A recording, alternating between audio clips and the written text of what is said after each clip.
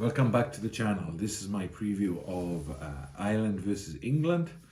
I've titled this video or this preview Off the Charts because the anticipation for this match has been growing and now it is absolutely off the charts. I haven't been this excited for a Six Nations game in a long time. I can't even remember the last one I've looked forward to more than this. So the excitement, the tension, the anticipation is palpable, and I think everyone is feeling it. It's going to be a huge game, and rightly so. Ireland, over the last 12 months, they've become a universally acclaimed team. They're tactically savvy, they have great players, they play for each other, there's great team spirit and camaraderie between players in the squad and even ex-players outside of the squad. It's just been a joy to watch. They play great attacking rugby. They have flair. They have kind of aggression and physicality up front. And they rightly are holding the #1 world ranking at the moment. I don't think any team or any supporter would argue with that. They've really earned their stripes. Yeah. And on the other end of the spectrum, we have England coming off the back of a very controversial sacking of their coach towards the end of last year. And things have just gone from bad to worse for them. Last week was a complete disaster, let's be honest, against France. France really put them to the sword, run them through. Yeah, it was pretty sad to watch such a great rugby nation fall so low. So they've got their pride to play for, and it's not just a platitude in this case. Playing for pride. Playing for pride usually means there's nothing really on it, But in this case, they're playing for the honour of a great rugby nation. They really do have something to prove that English rugby is still a force to be reckoned with. So they're going to a cauldron. Let's be honest, where it's being played and when it's being played. You couldn't ask for a better venue in Dublin for the first time for a Grand Slam if they get it. It's going to be absolutely amazing. St. Patrick's Day weekend, St. Paddy's. If I was back in the UK, I would definitely pop over for the weekend, take the Monday off work, obviously, and enjoy the atmosphere. Win or lose, it's going to be a fantastic atmosphere. So. If there or thereabouts, I'd get over there. It's going to be once in a lifetime, I think. And so a lot to play for, a lot riding on this game for players, coaches alike. So I'm really looking forward to it. So let's get into the team selections. So I don't usually wait for the team selections when I do a preview. Usually just say who I think should be playing, how I think it'll go. But in this case, it's so interesting because both teams had different selection problems. Ireland had a swathe of injuries last week against Scotland, so it was interesting to see who was fit, who was not, and how they were going to deal with that. As it turns out, they did pretty well out of it. My favourite player in the Irish side, Ringrose, he was stretchered off, so he's out. It's unfortunate. I haven't heard much about it. I haven't heard an update about his condition. I hope he's okay. Such a great player. But they bring in Robbie Henshaw, who's quite a player. I mean, obviously he's going to be a little bit ring rusty, especially international level, but hell of a player to bring in as a backup. So he's outside centre, and Aki is inside centre. Henderson got injured too. They got Beard coming in at the second row again. A young player, but definitely world class. You can see it. What other? That's right, Doris. Multi-man of the match Doris. He shook off the injury. Must have been like a Johnny Sexton, a dead leg. He shook it off and he's ready to start again. So quite amazing, really. It looked like he'd be out for at least a couple of weeks, but no, he's back. So the back row is at full strength. Van der Fleer, Omani and Doris. So England are going to have their work cut out dealing with those guys. Yeah, so Ireland's team seems almost, I wouldn't say full strength, but not far off. You know, I doubt Andy Farrell will have any complaints about the players he's got on the field. He switched out Conor Murray for Gibson Park, and Gibson Park was the first choice scrum half. Anyway, he didn't look as sharp as he had been before his injury, and I think Conor Murray had been playing really well, as I mentioned previously. But yeah, giving Gibson Park a start, I think, is a good move. England, on the other hand, after their performance against France, like I've heard a few English pundits say they could have justified actually switching out the entire team, and the pack definitely, the backline not so much, and I was surprised by how few changes that Borthwick has made to the side. Yeah, so let's run through them quickly, and then I think I'll answer the question why. Thornbrandt's still in. Ribbans comes in for an injury in the second row. Now, Ribbans is a really good player. When he came on in the autumn internationals, I thought he was excellent, and I was a big proponent of putting him in the back row as number 8. Convert him to a number 8 for England. They need that extra physicality. The back row are great players, but they're very light, and they were shown up a little bit, not a little bit, a lot, by the French. And I think Ribbans is very athletic, very skillful, and he could easily make the switch from second row to number 8.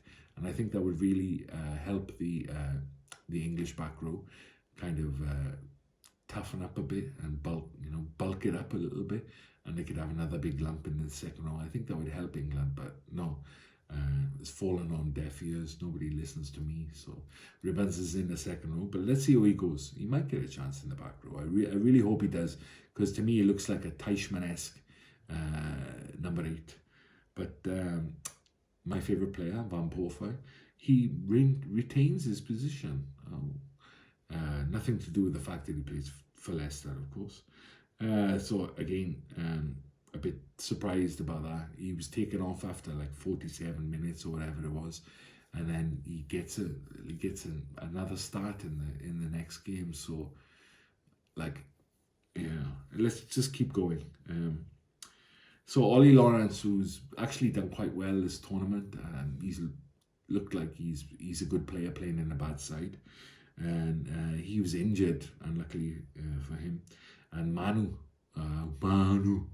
is in at inside centre, yeah, and Manu, of course, is a great player, but he's getting on a bit now, and he's had a lot of injuries. He hasn't played for a long time, so who knows how he's gonna go. He could like open the game up, or he could just be quiet. So Ireland are gonna have their eye on him, of course, but let's see what he can do. He might do the trick. He might not. Not sure. Arundel is on the wing. So a lot of people have been calling for Arundel to get a start, and he's finally got one. I'm not sure what good changing your wingers is going to do when you got smashed up front, to be honest. So they're hoping to get Arundel a ball, but I can't really see how, if you don't have ball, how are you going to get it to him? So again, might be a case of a good player coming into a bad side. And then Stewart, of course, gets the England's best player. I've heard a lot of people criticising Freddie Stewart for not having pace. So, like, I haven't really noticed it. Maybe I'm not watching the same games, but he's been consistently England's best player since the autumn internationals. And because he has a long stride, people assume that he's slow. Like, I'd like to see his like stats, you know what I mean, in terms of like, in American football when they do like 60 yard dash and 100-yard dash, and I'm sure he's up there with everybody. And he's such a huge lump. But like Freddie Stewart is by far and away your best player. Like, give the guy a break, you know what I mean? He's doing everything he possibly can to like put you in good positions in the game. Like everything good that England did, he was part of, like for the last like 10 matches. So to me, he should be the first name on Itoje really should be the first name on the second name is Freddie Stewart. Like, but to say he shouldn't be playing international rugby because he hasn't got pace, I think is a little bit foolish, to be honest with you. But there you are. And of course, the biggest change is Farrell in at 10. Now, I don't dislike Farrell, but I can't see what Borthwick is trying to achieve by switching up his number 10s, his fly halves. Like, Marcus Smith had a start in the pouring rain against the world number 2 team. His team got smashed up front, and then he gets dropped. He's not switched out, he's dropped. Let's put it that way. He's a young man, and all he's had since he's joined this English team is been in, okay, you're dropped, in, you're dropped. What do you think that's doing to his confidence? And he's obviously a confidence player. Like, that's not going to help him. And I don't mind putting Farrell in, like, for his kicking when he is on kicking form. He hasn't been recently, but I'm sure he'll get back to it. And his captaincy, you know, he's obviously a natural born leader, and people follow him. And there might have been a bit more like fire and guts in the England team if Farrell had been playing. But like, make a decision. Like, who is it going to be? Because like, it's on or off. It's like a relationship. Oh, we're back together. Oh, and we broke up again. Oh, we're back together. Oh, we broke up again. You know, to constantly do something like that to somebody is like torture. You know, so they ruining this young man's confidence, and yeah, I really don't like it. Whichever guy you choose to be 10, right? The axis is gone now, I think. Yeah, okay, good, finally. So just choose Farrell or just choose Marcus Smith. If you don't think you've got enough time to develop Marcus Smith for this World Cup, that's fine. He won't even begrudge you that. You know, just do it for the next World Cup. You know, he's got youth on his side. If you want to go with Farrell and experience, stick with him. You can't just keep chopping and changing.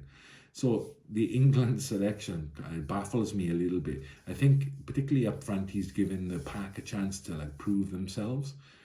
But I think after the France game, they kind of, that was the chance to prove themselves, no? At home against the number 2. If they can't get worked up for that and psyched up for that and like motivated for that, then what more do they have to offer? I think he should have made a few more changes, but yeah, anyway. Ireland looking strong, England sticking with what they know. What will be the result? Well, that's a good question. You never say never in life, and particularly in sports.